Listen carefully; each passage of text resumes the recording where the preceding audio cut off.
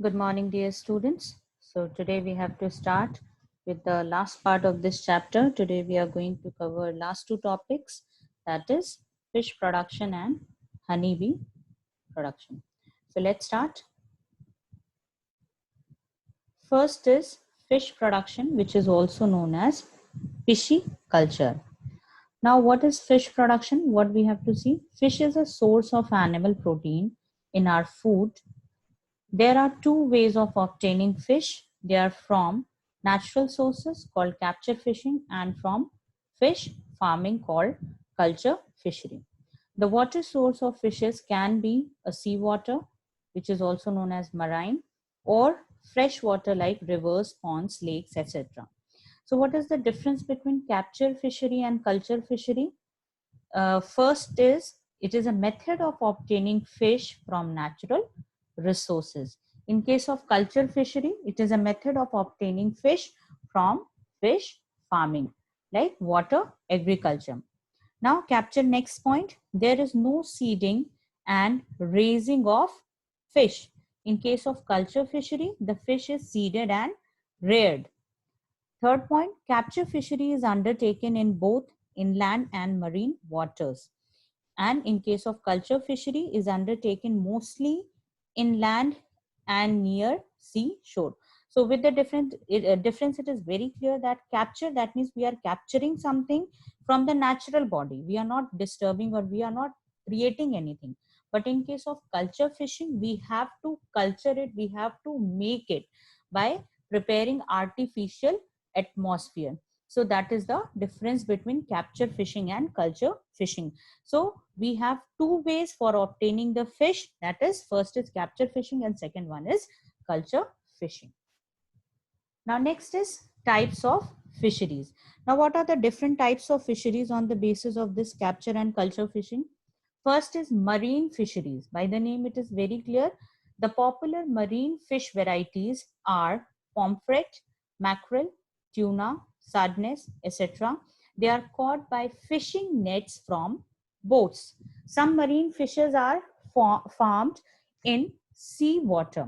These includes prawn, millets, pearl spot, mussels, oyster, etc. We get pearl from oyster. So what happens basically in marine fisheries? That means we are obtaining the fishes from the seawater, from the marine, naturally by using the fishing net from the boats. Another technique, we can culture it also. We will maintain one particular area, and in that area we are going to culture and we are going to obtain different types of like prawns, millets, and then pearl spots, mussels, oyster, etc. So in that way this marine fisheries is done. Next is inland fisheries. What is this inland fisheries? Culture fishery is done in fresh water and brackish water, where seawater and fresh water mix together. Brackish water is the water where seawater and seawater and fresh water mix together. Sometimes fish culture is done in combination with paddy crop in the field. The common fishes in inland fish farms are rohu, katla, mrigal, grass carp, silver carp, and common carp. So these are the examples. So in case of inland fisheries, what we are doing, we are generally using what kind of water bodies? Fresh water bodies, brackish water, where sea and water, fresh water mix together, and sometimes fish culture is done in combinations also, right? So instead of that marine, it is in the fresh water. So such fisheries are known as inland fisheries. Now next is cage culture. It is again the part of the fisheries only. That means how we can culture other different categories or other different types of culturing the fish, that we have to see. Now next is, that is cage culture. What is this cage culture?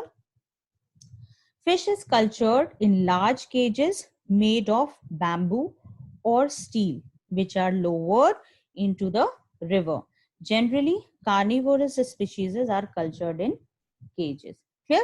So that is, again, we are making an artificial way so that we can culture and we can produce more and more fish. Next is integrated fish culture.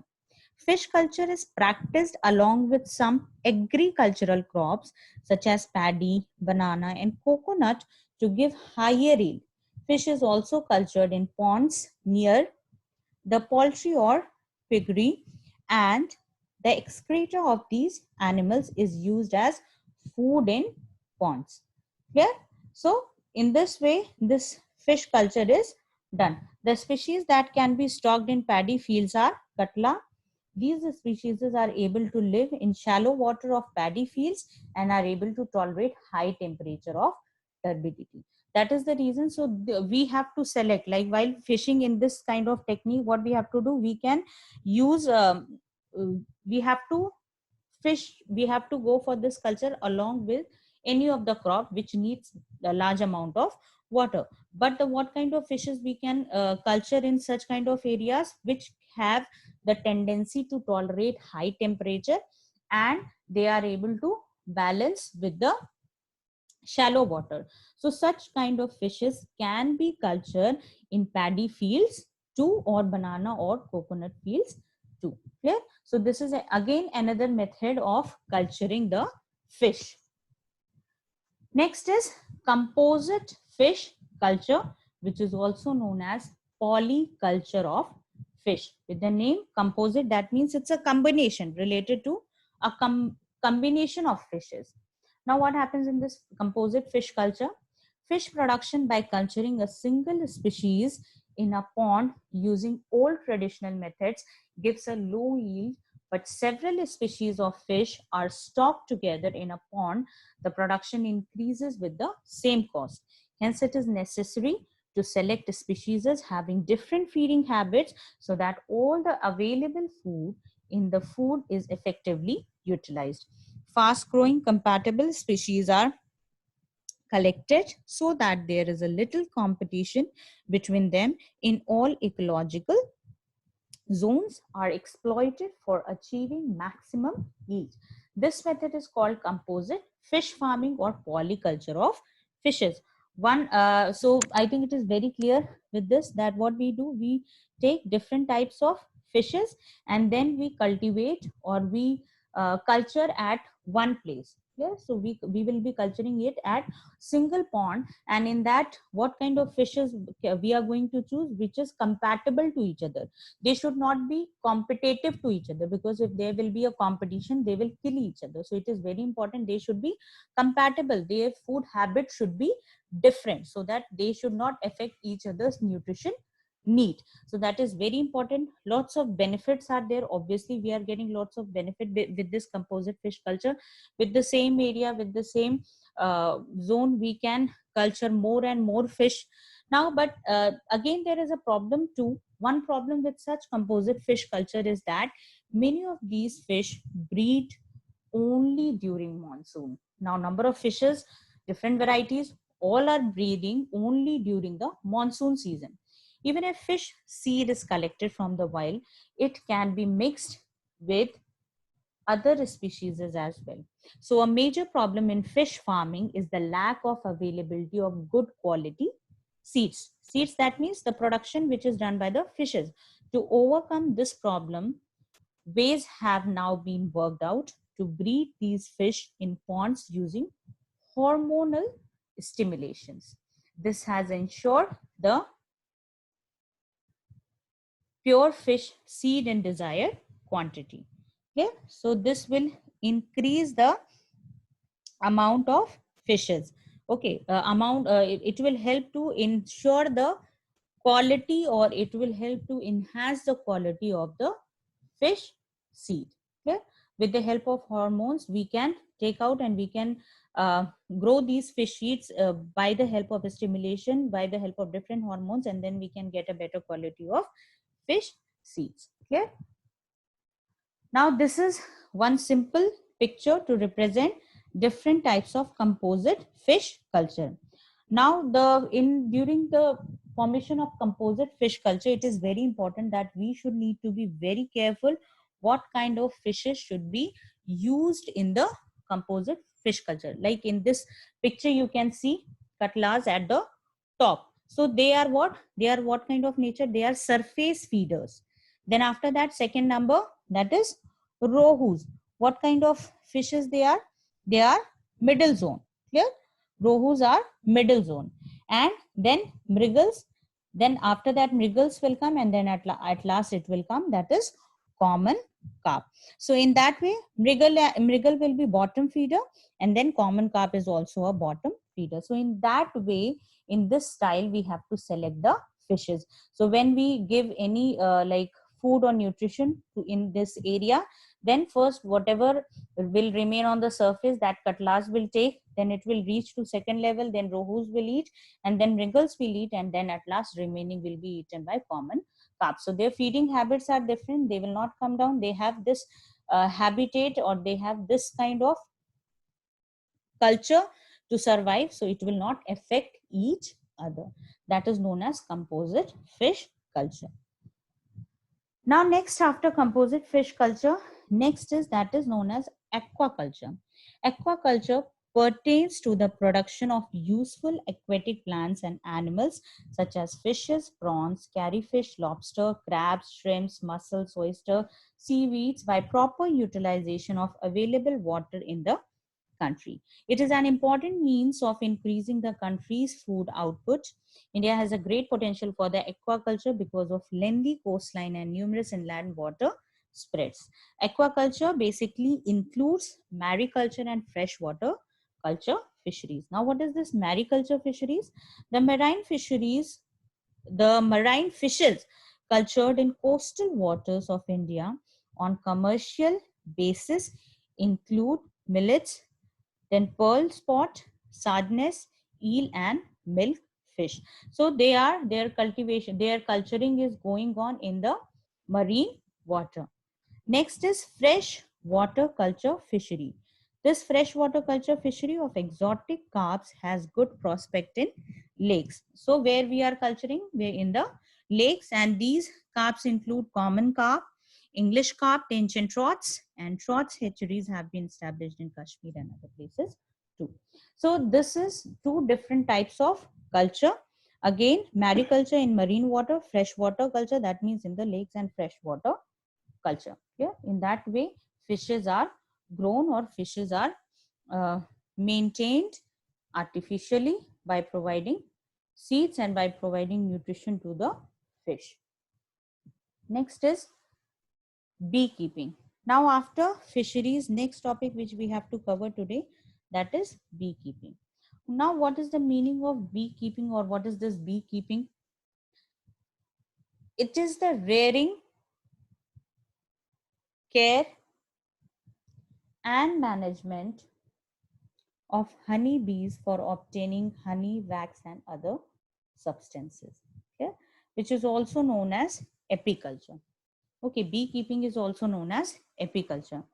Now, what are the products? Why we are doing this? What are the benefits we are obtaining? First and foremost, that is honey. Honey is a sweet substance, sugar, like containing sugar, water, moisture, mineral, vitamins, amino acids. A lot of things are present in the honey. So it is very good for us, and it has a lot of medicinal value too. Next is bee wax. It is a wax of high melting point. It is secreted by wax glands of workers bee. Bee wax is utilized in the construction of hive, and this wax is used by human beings for several purposes, such as manufacturing of cosmetics, cold creams, shaving creams, polishes, candles, ointments, lipstick. A lot of uses are there of this bee wax. Next is propolis and balms are other collections of bee from the plants. These substances are used in repairing and fastening of the comb. Next is poison of bee is also useful.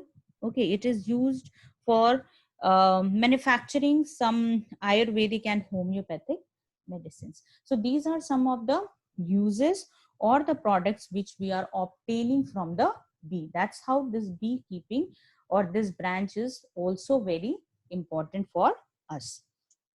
Next is honeybee varieties. Now, honeybee is divided into several varieties. Few of the examples are given. First picture, if you will see, that is Indian bee. Scientific name is Apis indica. Second is rock bee. Scientific name Apis dorsata. Third is little bee. Scientific name Apis florea. Next one is Italian bee. It is known as Apis mellifera. Now the most advantageous or the most profitable one, that is the last one, that is Italian bee. Why it is profitable? Because commercial honey production. It gives a lot of honey. Second, produce more honey, then sting less, and last one, that is stay longer. So it has the ability to protect itself from enemies, and it has good honey collection capacity. It is gentle in nature, and it has prolific queen with less swarming. So basically it stings less, stay longer, then production of honey is high. So because of these qualities, this Italian bee is more better in comparison to these three. Clear? Next is colony and caste of honey bee. Now honeybee is a social insect. Okay. The nest of the honeybee is known as the beehive. Honeybees provide a good example of teamwork and division of labor.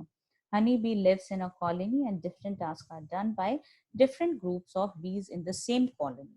Due to existence of several morphological forms called caste, bees are said to be polymorphic species because they are performing different types of functions. Now, according to their roles, there are following three types of caste in the colony of bee, because every category is decided for different types of work. That's how it is divided. Now, first category is queen. First of all, the body size of queen is much larger than other caste of the bees of the colony. Her legs are strong, for she is always walking about on the comb. The queen, as the mother of the colony, is responsible for laying eggs. She lays up to 2,000 eggs every day of each season. Clear? Queen lays both fertilized and unfertilized eggs. Queens and workers emerge from fertilized eggs, whereas drones come out from the unfertilized egg. Clear? So thus queens are largely, they mate, they lay eggs, eat proteinaceous food, and often do not forage or defend the colony. So that is the function of the queen. Second one is drones. Drones are fertile male. This is haploid and they are fertile male. Drones are larger in size than workers and are quite noisy. They are unable to gather food but eat voraciously. Now, what is meaning of voraciously? That means too much. Drones are stingless and their main role is to mate with queen and remain in colony and eat honey, because they eat lot of honey. That's why since their role is in the breeding season is only required, therefore they are made to leave the hive to save money, to save honey from them, because if they will remain there, they will eat all the honey. Next is worker. Worker is diploid sterile female. The size of worker is smallest among the caste of bee. Workers are the most active member of the colony. Workers are provided with various organs because they are performing all the functions like, um, you know, inside, outside, both the functions, both the work is performed by these workers. That's why they are having different types of organs for performing different types of work. Now you can see in the diagram, worker is the smallest, then queen is the largest, and drone is in the middle. So these are the three different types of caste of the honeybee. Next is management for high yields of honey. For the purpose of commercial production of honey, apiaries are established. Now what is this apiaries? An apiary is a place where beehives are kept to get honey and other products of bee. To obtain good quality and high yields of honey, the following considerations are done. Now what we have to do in order to get better quality, first is pasturage, crop or flora. The quality and taste of honey depends upon the flora, pasturage or orchids available for the nectar and pollen collection. So that is very important, that what kind of flora it is, its demand or its quality is completely depend upon the kind of flora they are feeding. They are depending the flowers, the collection of flowers which is around them, that maintains the quality of the honey. Next is beehive. In India, generally three types of artificial beehives are used in apiaries. So that like if we say Newton is one of them. So in the same way, beehives, we can say it is a box-like structure raised over a strand. The box has a wire gauze covered brood chamber for egg laying and a multi-frame honey chamber for honey collection as honey reserve. Each beehive is approx 46 to 23 centimeter in size. One small picture is given here. So that is a part of beehive. Next is apiary location. Now what is this apiary? Apiary means setting up of a number of beehives in good and desirable location in such a systematic way which allows maximum nectar and pollen collection. An apiary should be set in a locality rich in vegetation, especially the flowering plants. So that is very important. Now next is honey flow and seasons. Now how this is affecting? At a given location in a season, yield of honey is dependent on the duration of for which abundant flora is available.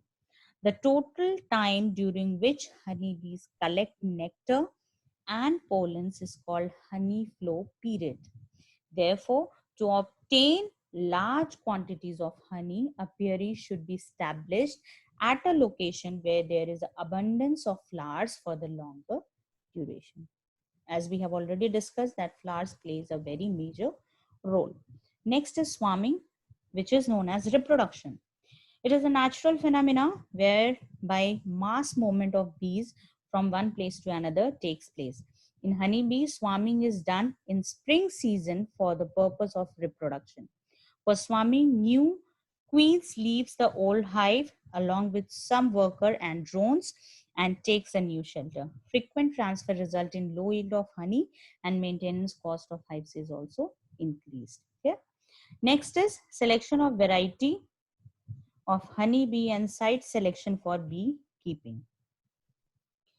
Less swarming varieties selected such as Apis mellifera, that is Italian bee. This bee has also other desirable characteristics. Clear? So suitable site for apiary should have good pasturage which have longer honey flow time. So that means variety of honey bee as well as selection site both matters a lot in the management of high yields of honey. Next is diseases of honeybees. Now, what are the some diseases which is caused by honeybees? Honeybees are commonly infected by viruses, which is commonly infected by viruses, bacteria, fungi, and protozoa. So these are the some of the microorganisms which is affecting honeybees. Now, what are the some enemies of bees? That is wasps, wax moths, and mites. Various birds such as king crow, green blue eater, sparrows, etc. use bee as their meal. Wasps are controlled manually by destroying wasp nest from locally. Manually, we can say. And wax moth is controlled by exposing bees in beehive to sun by increasing temperature. Bee eater birds are scared away by some devices. So these are some of the risks which is associated with the honey bee production. That means viruses can affect, bacteria can affect, fungi can affect, and then beside that, so many other birds can affect, then wax moth. So we have to deal with all of these things in order to get better and better growth of the honey bees. So we are done with the chapter. Now these are the questions which you have to complete, and I'm going to just tell you how you have to write in the sense what you have to write, but still if you face any difficulty, then you can write in the comment section. So first is explain any one method of crop production which ensures high yields. So in that you have to write regarding nutrient management. Second is why are manures and fertilizers used in fields? So it is very simple. Manures and fertilizers are added to the soil of crops to increase the fertility of soil and productivity of the crop. They overcome the deficiency of nutrients in the soil of the field.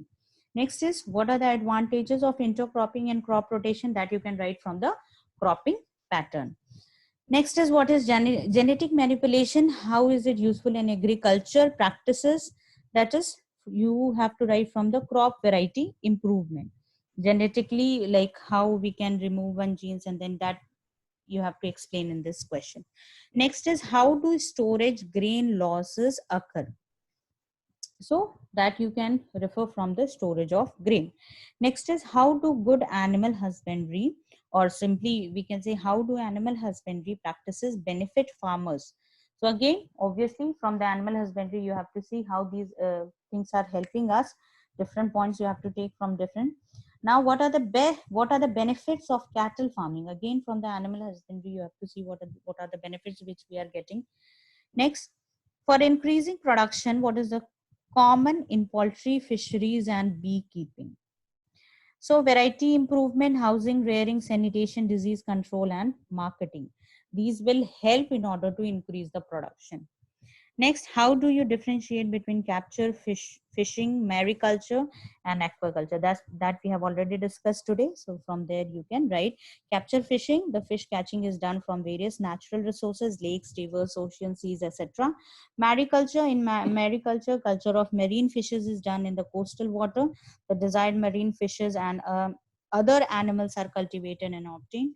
Aquaculture, in aquaculture, culturing of fish is done by using any water body which may contain salt water or fresh water. So mariculture is a type of aquaculture, we can say. Clear? So these are the questions. Try to do it by your own, but I have already explained, but it's still if you face any problem, then do write. I will help you to complete the question. So thank you. Happy learning.